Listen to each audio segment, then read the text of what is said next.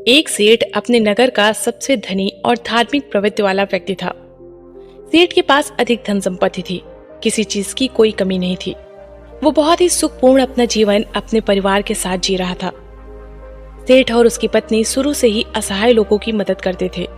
उन्हें एक समय का भोजन कराया करते थे, जिसके कारण उन्हें बहुत ही ज्यादा सुख की अनुभूति होती थी। वहीं वो दोनों साधु महात्माओं को भी बहुत मानते थे। उन पर उनका बड़ा विश्वास था।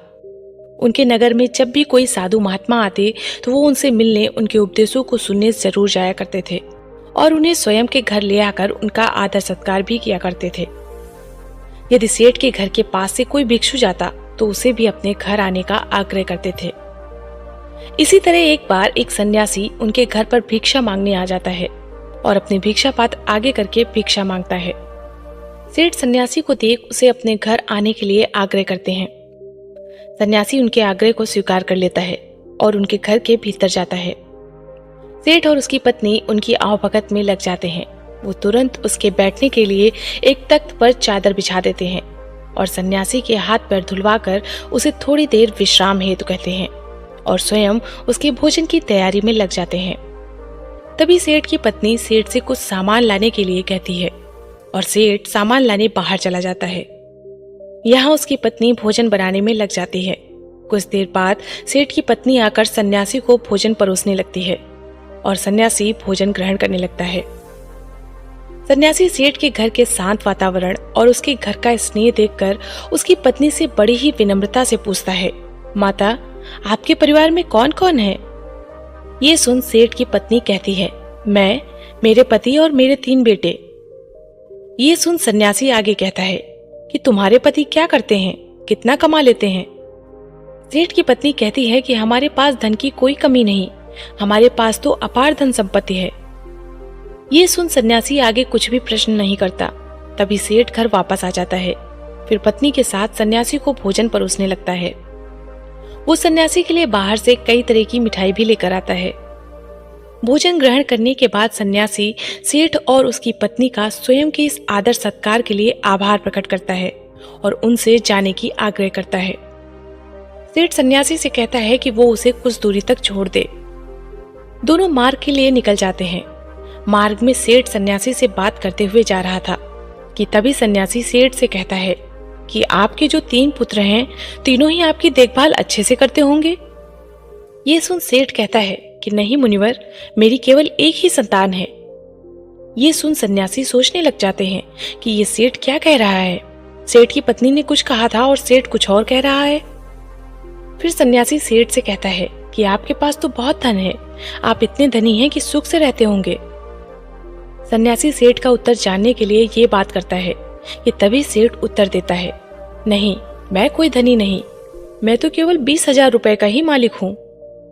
ये सुन सन्यासी को अब लगता है कि शायद सेठ या फिर उसकी पत्नी कोई एक तो उससे झूठ कह रहा है। सन्यासी फिर सेठ से पूछता है कि आपकी आयु क्या है? सेठ कहता है कि मैं 50 वर्ष का हूँ। ये सुन सन्यासी को लगता है कि ये तो सेठ एक वृद्ध है, इसकी आयु 70 से कम नहीं है, लेकिन ये हर बार गलत उत्तर क्यों दे रहा है, ये झूठ क्यों बोल रहा है।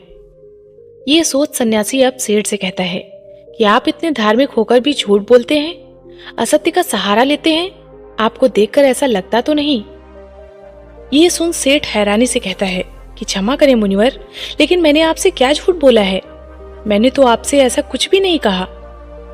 ये सुनकर सन्यासी कहता है कि जो कुछ भी मैंने आपसे पूछा वही प्रश्न मैंने आपकी पत्नी से भी किए थे, लेकिन दोनों के उत्तर अलग हैं।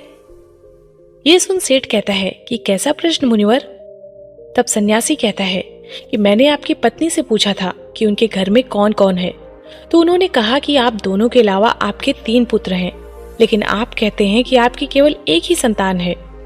जब मैंने धन के बारे में पूछा कि कितना धन है आपके पास, तो आपकी पत्नी ने बताया कि आपके पास बहुत धन है, आप इस नगर के धनी लोगों में से एक हैं, और आप कहते हैं कि आप बस 20,000 रुपए के ही मालिक हैं। अभी मैंने जब आपकी आयु पूछी तो आप 50 वर्ष बता रहे हैं, जबकि देखने में आप 70 से अधिक के लगते हैं, यानी आपने झूठ कहा। ये सब सुन सेठ बड़े ही विनम्र स्वर में कहता है, क्षमा करिए मुनिवर, लेकिन झूठ बोलना पाप है, तो भला मैं आपसे झूठ क्यों बोलूंगा। और वो भी आप जैसे महात्मा से जिन्हें मैं अपना आदर्श मानता हूँ। ना तो मैंने कोई आपसे झूठ कहा और ना ही मेरी पत्नी ने, हमने बस सत्य बताया है।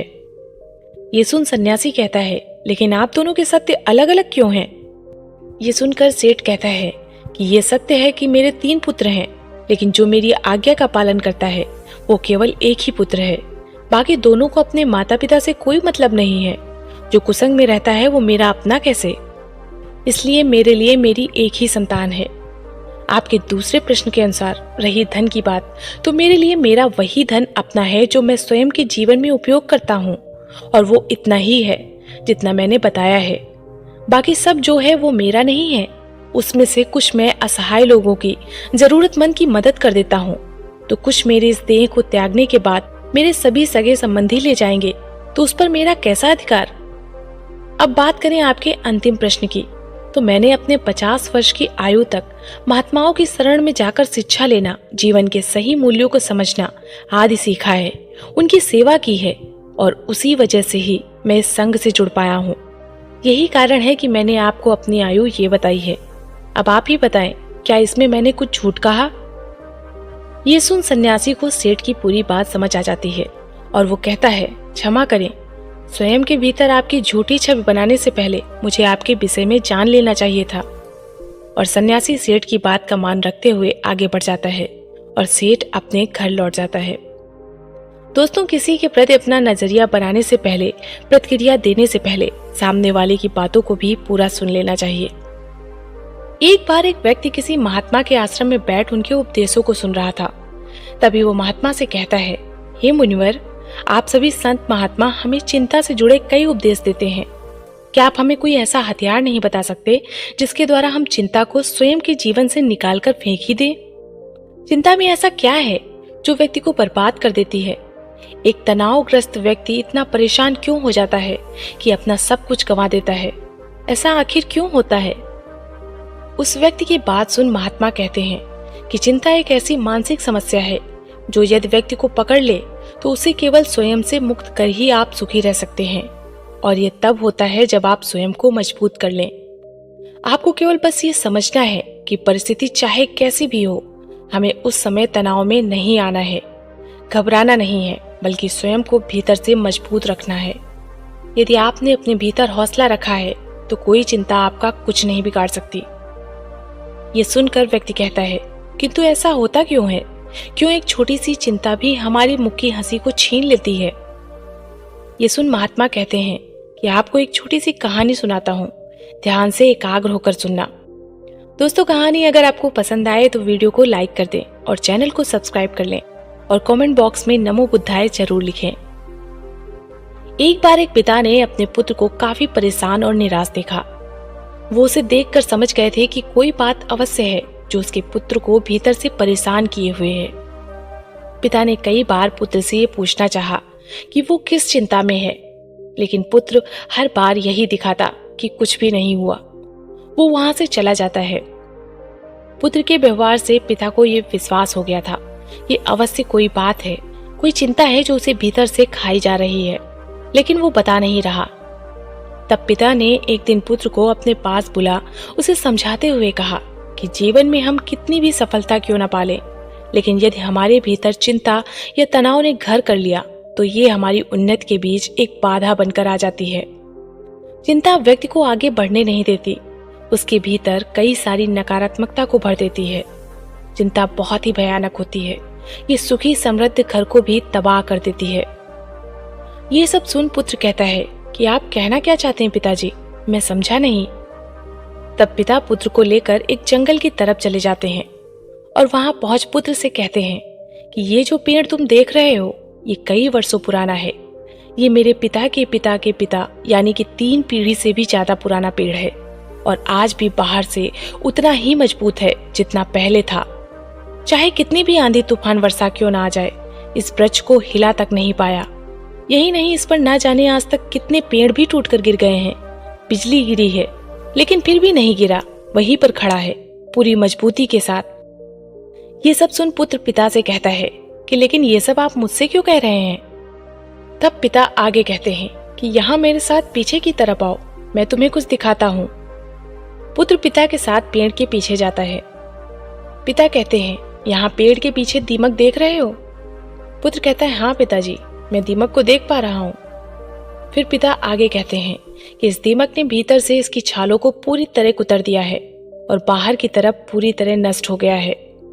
ये सब सुन पुत्र अब की बार भड़क जाता है और अपने पिता से कहता है, आप कहना क्या चाहते हैं? मुझे ये सब क्यों बता रहे हैं? भला मैं इन पेड़ों के बारे में जानकर क्या करूं? पुत्र को यूं क्रोध में देख पिता कहते हैं कि शांत हो जाओ, तुम्हें सही तरह से बात समझाने के लिए ये सब कह रहा हूं। ये सुन पुत्र कहता है, आप क्या समझाना चाहते हैं पिताजी? तब पिता कहते हैं, जिस प्रकार ये पेड़ किसी भी आंधी, तूफान, बारिश, बिजली गिरने से नहीं गिरा, लेकिन एक दीमक ने इसे कमजोर कर दिया और इतने वर्षों से खड़े इस पेड़ को आज गिरने के लिए मजबूर कर दिया, उसी प्रकार व्यक्ति के भीतर बैठी चिंता उसकी तबाही का कारण बन जाती है। आप चाहे कितनी भी मेहनत क्यों न कर रहे हो, उन्नति क्यों न कर रहे हो, लेकिन आपके भीतर किसी बात की अगर चिंता है और वो जा नहीं रही, तो वो इस दीमक के समान आपको अंदर से कमजोर कर देगी और आपकी उन्नति वहीं रुक जाएगी। एक चिंता आपसे सब कुछ छीन लेगी।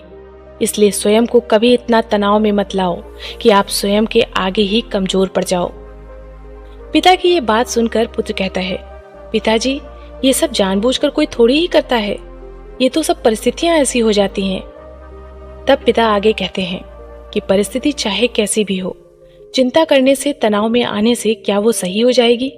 नहीं ना। चिंता करना, परेशान हो जाना किसी भी समस्या का हल बिल्कुल नहीं है। जब आपको कोई मार्ग ना दिखे तो कुछ समय के लिए शांत होकर एक जगह बैठ जाओ, खुद को समय दो और फिर सोचो कि किस तरह इस कठिन समय से निकला जा सकता है।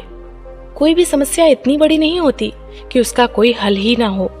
हर समस्या अपने साथ हल लेकर आती है। तुम्हारी समस्या का भी कोई ना कोई हल होगा, बस जरूरत है तो कठिन समय में स्वयं को साहसी बनाने की। पिता की इस बात को सुन पुत्र को उनकी हर बात का सही अर्थ समझ में आ जाता है कि वो उसे कहना क्या चाह रहे थे। इस कहानी को पूरा करके महात्मा कहते हैं, क्या आप तुम समझे कि एक छोटी सी चिंता भी आपके जीवन को कितना प्रभावित करती है? ये सुनकर व्यक्ति कहता है, जी मुनिवर। महात्मा आगे कहते हैं कि चिंता, दुख, तनाव सब हमें कमजोर करते हैं। हमें इन्हें स्वयं के जीवन से पूरी तरह त्याग देना चाहिए और जो ऐसा कर लेते हैं वो जीवन में सदैव खुश रहते हैं। जीवन में परिस्थिति चाहे कोई भी हो, समय कभी एक सा नहीं होता, हमेशा बदलता है। बस अपने सुख के पल को स्मरण करके उसे दुख में साहस का हथियार बना लो। ये चिंता कुछ नहीं बिगाड़ पाएगी, लेकिन यदि इस चिंता में आप घिर गए तो आप कभी भी उन्नति नहीं कर पाओगे। इसलिए कभी व्यक्ति को व्यर्थ की चिंता में नहीं आना चाहिए। जो वर्तमान में हो रहा है उस पर ध्यान दे, अपना कर्म करे, बाकी सब छोड़ दे और धैर्य रखें। ये समय भी कब निकल जाएगा आपको पता ही नहीं चलेगा। महात्मा की बात सुन व्यक्ति को उसके प्रश्न का उत्तर मिल जाता है और वो लौट जाता है। अतः चिंता व्यक्ति के जीवन की सभी खुशियां, सुख, समृद्धि छीन लेती है। इसलिए व्यर्थ में इन सब में नहीं पड़ना चाहिए। स्वयं को चिंता मुक्त रखें, तभी आप जीवन में खुश रह सकते हैं। आशा करती हूँ कि ये बात आप समझे होंगे। धन्यवाद।